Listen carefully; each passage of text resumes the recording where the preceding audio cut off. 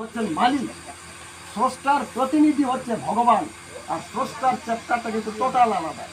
তাই ঠাকুর বলছেন এই পৃথিবীতে যারাই যুগ অবতার হোক আর প্রেম অবতার হয়ে যারাই এসেছেন তারা ভগবান হয়ে এখান থেকে চলে গেছেন। আর ঠাকুর বলছেন আমি ভগবান বানাই। তাই সেই মেদিনী মণ্ডল গ্রাম চারুশিলা দেবীর গর্ভে 1327 সাল 23শে কার্তিক ভোর আমানিসা কালী পূজা হয় বাড়িতে।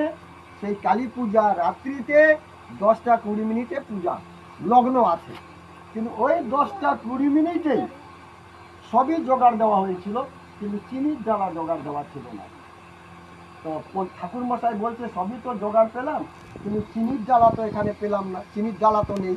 তাড়াতাড়ি চিনির ডালা নিয়ে তো পূজার লগ্ন বয়ে যাচ্ছে। এবার ভিতরে ছিল চারুশিলা দেবী গর্ভবতী অবস্থায়, সেই চিনির ডালা নিয়ে ছুটে যাচ্ছে। তো প্রথম হচ্ছে উঠানের চাতাল এরকম, তারপরে হচ্ছে পূজা মণ্ডপের চাতাল। তো এই উঠোনের চাতালেই কেমন করে হাত থেকে চিনির ডালাটা ফসকে পড়ে গেল। এবার চিনির ডালা দেখছে, তারপরে একটা শিশু সন্তান আবার গড়াগড়ি যাচ্ছে। এখন তো অবাক, কি ব্যাপার, ছেলে প্রসব হলে তো ব্যথাবে, সন্তান প্রসব হলে তো ব্যথা হবে, রক্ত পুজ ক্লেদ নিয়ে শিশু সন্তান জন্মাবে, কিন্তু ব্যথা বুঝতে পারলো না চারুশিলা দেবী, রক্ত পুজ কিছুই নেই, সেই সন্তান কি করে জন্ম নেয়। এবার ঠাকুরের জেঠিমা ছিল, জেঠিমা আবার দেখছে ছেলেটা ফাঁকা ইয়েতে মাটিতে গড়াগড়ি যাচ্ছে, কাঁদেও না। এখন না কাঁদলে আমরা কে বলি ছেলেটা নিশ্চয়ই বোবা হবে। তো বলছে বাবা তোমাকে দেখে তো মনে হচ্ছে জ্ঞানে ভরপুর, তুমি একটু কেঁদে দাও তো। কত বুঝদার ওইটুক বাচ্চা ছেলের সঙ্গে সঙ্গে ওয়া ওয়া ওয়া বলে 3 বার কাঁদলো। আর এদিকে পূজা মণ্ডপের সব লোক ছুটে আসলো ওই যে ওই উঠানে ওই বাচ্চাটাকে দেখতে।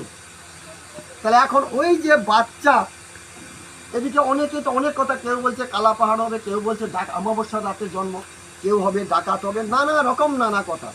সঙ্গে সঙ্গে জন্মকুণ্ডলী করে দেখলো ওই ঠাকুরের জ্যাঠামশাই বিশাল পণ্ডিত, উনি বলছেন ওরে তোরা যেটা ভাবছিস সেটা নয়, এটা কালা পাহাড় নয়, ডাকাত নয়, এটা কালা চাঁদ।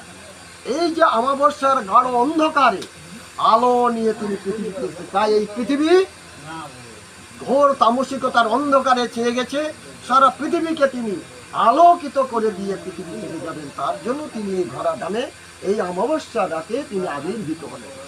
এইভাবে 5 বছর 3 মাস হলো। তারপরে কত যে বিভূতি দেখাচ্ছেন, উপর থেকে দোতলা থেকে পালকের মতো পড়ছে।